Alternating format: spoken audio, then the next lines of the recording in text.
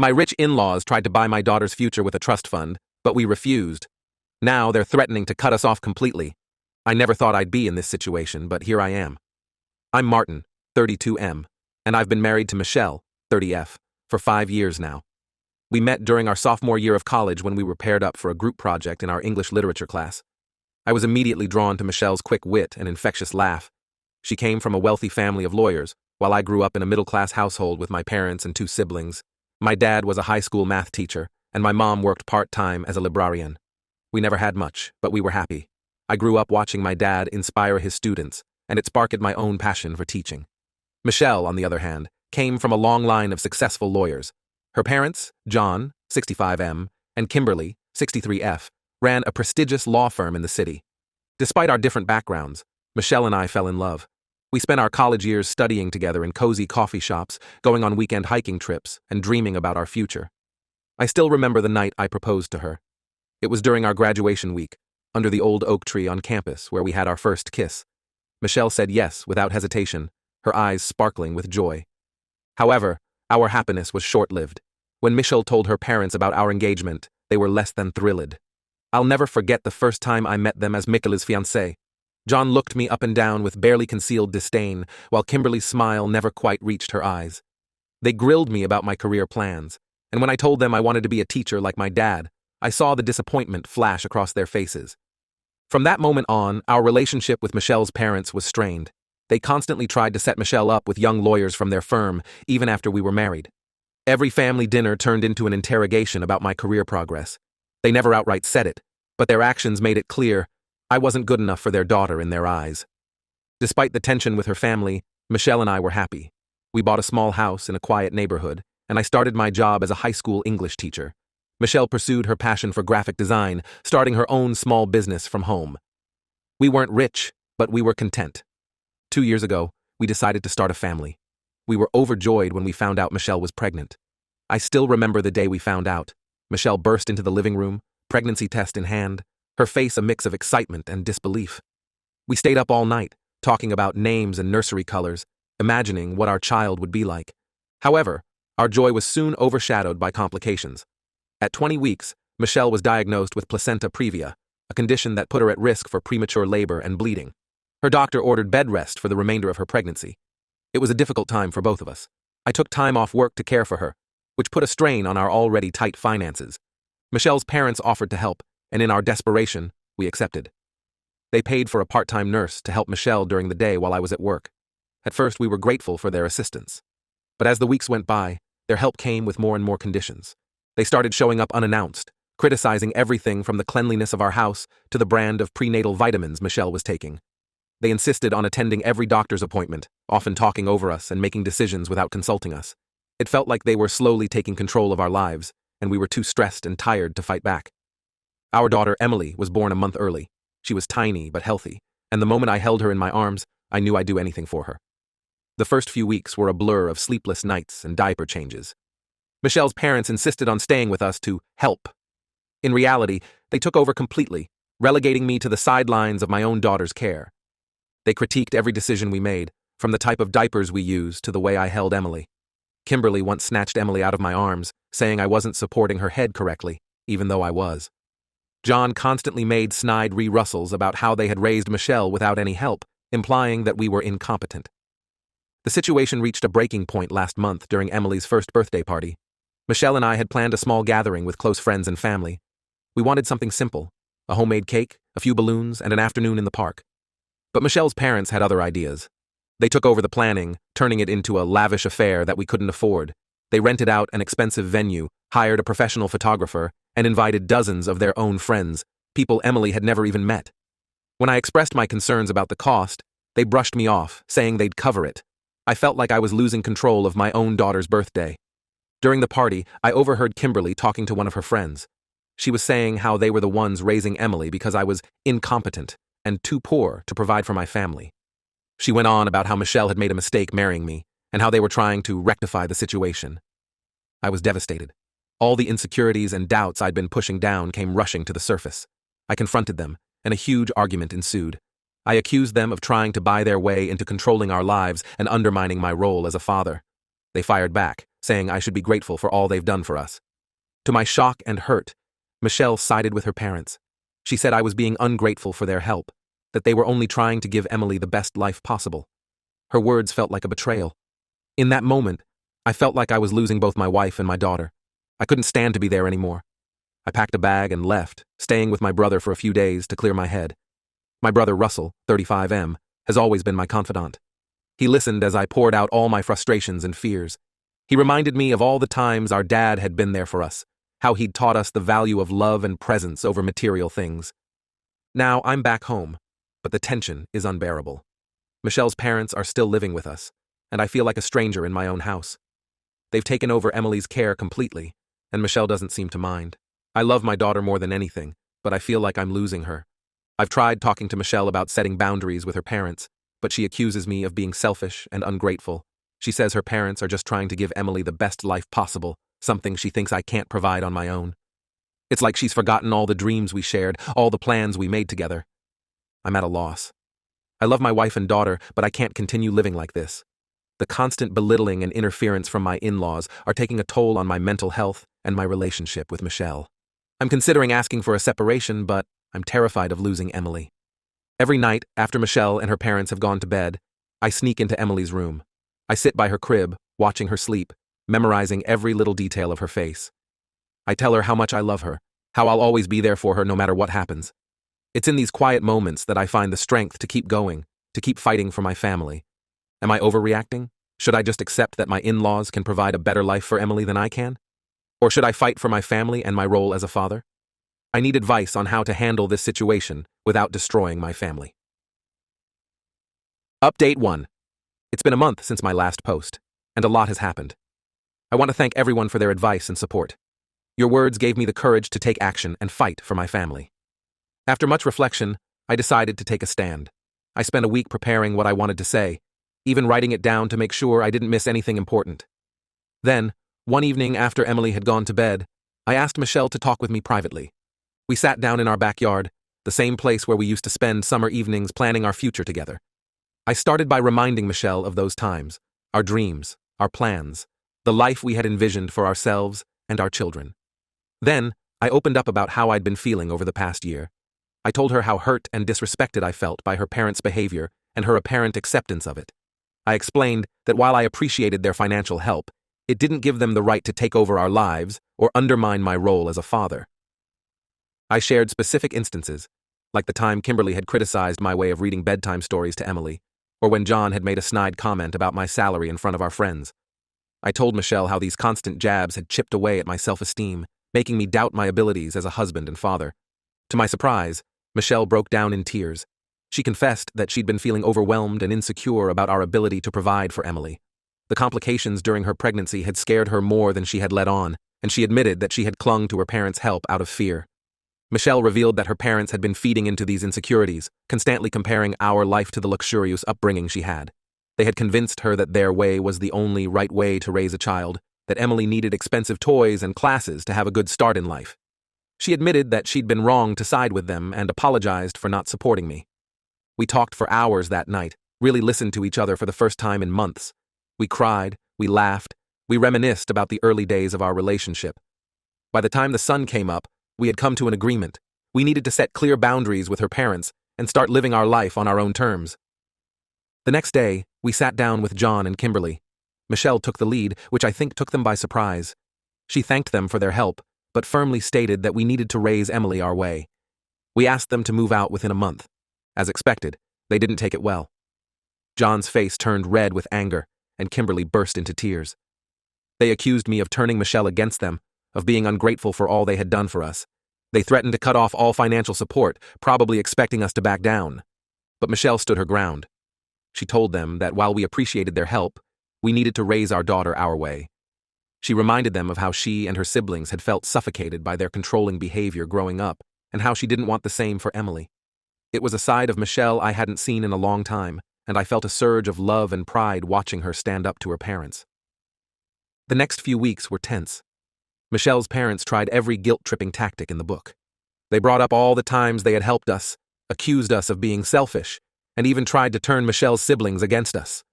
But we remained firm. They moved out last week, and it feels like a weight has been lifted off our shoulders. For the first time in months, I feel like I can breathe freely in my own home. Michelle and I have been rediscovering our rhythm as a couple and as parents. We've been taking turns with night feedings, figuring out our own bedtime routine for Emily, and making decisions together about her care. However, our troubles aren't over. Michelle's parents have indeed cut us off financially, which means we're struggling to make ends meet. The expenses from Michelle's complicated pregnancy and the lavish birthday party have left us with significant debt. I've taken on extra tutoring jobs in the evenings and weekends. Michelle has thrown herself into her graphic design work, taking on more clients than ever before. Despite the financial stress, our relationship has improved significantly. We're working together as a team, making decisions about Emily's upbringing together. It's not easy, but it feels right. We've started having weekly family meetings where we discuss our goals, our challenges, and our plans for the future. It's brought us closer together and helped us stay focused on what really matters. The hardest part has been dealing with the fallout from Michelle's extended family. Many of them side with her parents and have been giving us the cold shoulder. Michelle's sister, Emma, 28F, hasn't spoken to us since we asked their parents to move out. This has been particularly hard on Michelle, as she and Emma used to be very close. We're taking it one day at a time, focusing on our little family. It's challenging, but for the first time in a long time, I feel hopeful about our future. Michelle and I are rediscovering the strong partnership we once had, and it's beautiful to see how we're both growing as parents. Emily is thriving under our care, her personality blossoming more each day. There's still a long road ahead of us, but I'm confident that we're on the right path. We're building the life we always dreamed of, on our own terms. Update 2. It's been 3 months since my last update, and life has thrown us another curveball. Michelle's father, John, had a heart attack last month. He's recovering now, but it was a wake-up call for everyone. The news came on a Tuesday evening. Michelle and I were in the middle of giving Emily her bath when Michelle's phone rang. It was her mother, Kimberly, calling from the hospital. John had collapsed at work and was rushed to the emergency room. Despite our issues with them, Michelle was devastated. I held her as she cried, her tears mixing with the bathwater splashing from Emily's excited kicks. The health scare brought Michelle's family back into our lives. Kimberly reached out to us, asking if we could put aside our differences for John's sake. After a long discussion, Michelle and I agreed to visit him in the hospital. We arranged for my parents to watch Emily, not wanting to subject her to the tense atmosphere we anticipated. Walking into that hospital room was one of the hardest things I've ever done. John looked small and vulnerable in the hospital bed, a far cry from the intimidating figure I remembered. The visit was awkward at first. Kimberly hovered nervously, while Michelle sat by her father's bedside, holding his hand. I stood awkwardly at the foot of the bed, unsure of my place in this family tableau. But then something unexpected happened. John looked at me and said, "Martin, I'm glad you're here." His voice was weak, but his words were clear. He went on to apologize for his behavior, saying the heart attack had made him realize what truly mattered in life. He talked about how he'd always been driven by the need to provide the best for his family, but in doing so, he'd lost sight of what the best really meant. Kimberly followed suit, admitting they had overstepped their boundaries. She shared how terrified she'd been of losing John, and how it made her realize she didn't want to lose her daughter and granddaughter too. There were tears and hugs, years of misunderstandings and hurt feelings beginning to heal. While I appreciated their apologies, I made it clear that things couldn't go back to how they were before. We agreed to try and rebuild our relationship slowly, on the condition that they respect our boundaries as parents. They agreed, seeming to understand the importance of this fresh start. Since then, we've been taking small steps. Michelle's parents have been making an effort to respect our parenting decisions. They ask before buying things for Emily or making plans that involve her. When they visit, they follow our rules for Emily's routine. It's not perfect. Old habits die hard, and there have been a few slip-ups, but it's progress. John's recovery has been slow but steady. We've been visiting him regularly, and it's been heartwarming to see him bond with Emily. He seems to have a new appreciation for the simple joys of being a grandfather, reading stories, playing peekaboo, just being present in the moment. Financially, things are still tight, but we're managing. I got a promotion at school, moving up to head of the English department. It came with a small pay raise, which has helped ease some of our financial stress. Michelle's graphic design business has been thriving. She started creating custom baby books, inspired by a scrapbook she made for Emily. They've become quite popular in our local parenting groups. Our relationship has grown stronger through all of this. We've learned to communicate better and stand united in the face of challenges. We make sure to have regular date nights, even if it's just a quiet dinner at home after Emily's gone to bed. We talk about our day, our dreams, our fears, all the things we used to share so freely when we first fell in love. Emily is thriving, and it's beautiful to see her bond with both of us equally. She's walking now, tottering around the house on unsteady legs, filling our home with laughter. She's starting to talk, too. Her first word was book, which made my English teacher heart swell with pride. We're cautiously optimistic about the future of our relationship with Michelle's parents. We're taking it slow, always keeping Emily's best interests at heart. It's a work in progress, but we're hopeful. Last weekend, we all had dinner together at our house. It wasn't perfect. There were a few tense moments, but it was a start. Watching John and Kimberly play with Emily, respecting our rules and boundaries, I felt a glimmer of hope for the future. Life isn't perfect, but it's ours. We're facing our challenges together, growing stronger as a family every day. There's still a long road ahead, but for the first time in a long time, I'm excited. Update 3. It's been 6 months since my last update, and I'm writing this with mixed emotions. A lot has changed, and not all of it for the better. Michelle and I have been doing well. Our relationship is stronger than ever, and we've been successfully co-parenting Emily without interference. We've settled into a comfortable routine. I've been coaching the school's debate team, which has been incredibly rewarding. Michelle's baby book business has really taken off. She's even hired an assistant to help with orders. Emily is growing fast. She's talking more every day and has developed a love for storytelling. Every night she insists on reading her books to us, making up fantastical tales based on the pictures. It's become my favorite part of the day. However, the situation with Michelle's parents has taken an unexpected turn. About 2 months ago, John and Kimberly invited us over for dinner. They seemed excited, saying they had a surprise for us. When we arrived, they presented us with a thick envelope. Inside was paperwork for a trust fund they had set up for Emily. At first, we were touched by the gesture.